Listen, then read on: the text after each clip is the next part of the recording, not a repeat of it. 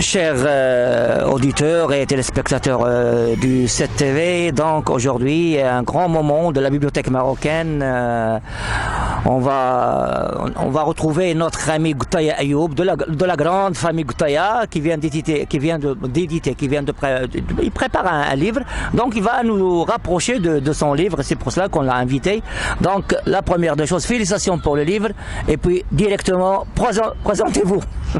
Merci, c'est Regragui pour cette invitation à la chaîne Le 7 TV. Ayoub Goutaya, professeur-chercheur, spécialiste en management stratégique des clubs de football et en ingénierie de formation. Déjà, ma carrière a commencé par un parcours très long en domaine de coaching et en entraînement sportif. J'étais un ex-préparateur physique de plusieurs clubs nationaux. Puis j'ai entamé une carrière académique dans le domaine de management des organisations sportives. Voilà. Et aujourd'hui, j'ai essayé de solliciter mon expérience, de deux aussi mes recherches académiques pour la publication d'un livre qui porte sur la gestion des clubs de football au Maroc. Donc une question classique, pourquoi un livre? Pourquoi le livre à ce moment? Parce que j'ai remarqué qu'il y a plusieurs problèmes dont les clubs marocains souffrent, à savoir le limogeage fréquent des entraîneurs, ça de un, de deux, des problèmes au niveau de la gestion financière des clubs. Il y a une crise financière dans pas mal de clubs marocains. Aussi la récession de la formation des jeunes footballeurs dans les centres de formation ou dans tous les clubs, presque dans la quasi-majorité des clubs. C'est un problème qui marque d'une manière claire le football marocain. Aussi un problème au niveau de la gestion administrative au sein des clubs. Donc ça sont tous des problèmes et d'autres qui m'ont poussé bien sûr à réfléchir sur la proposition d'un livre qui va dans certaines mesures d'encadrer un peu la gestion des clubs de football et aussi instaurer un système de management au sein de ces structures. On est là à Vadas, il y a les jeunes footballeurs derrière nous. Alors, tu es déjà professeur, doctorant, ça fait plaisir. Donc, grosso modo, le contenu, les chapitres. Par rapport au chapitre de ce livre, donc ce livre est constitué de 5 chapitres.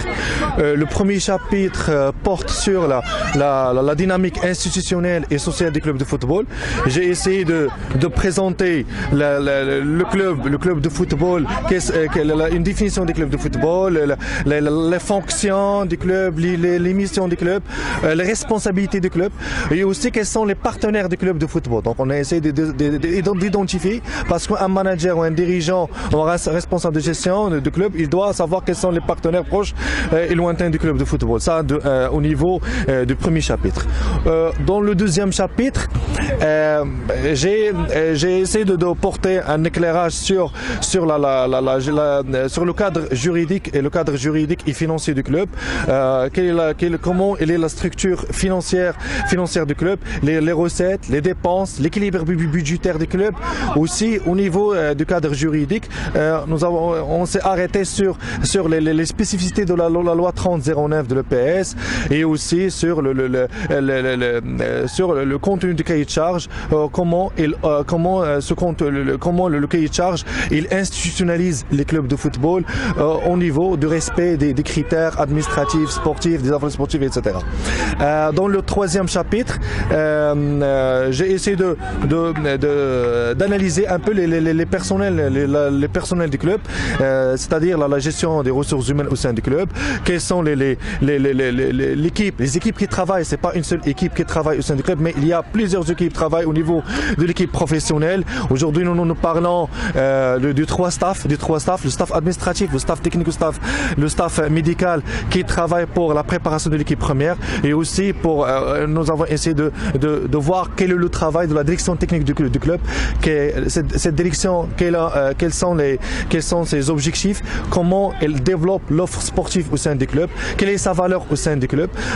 Dans le quatrième chapitre, nous avons essayé de présenter comment on peut optimiser la performance du club et comment on gère la compétitivité du club.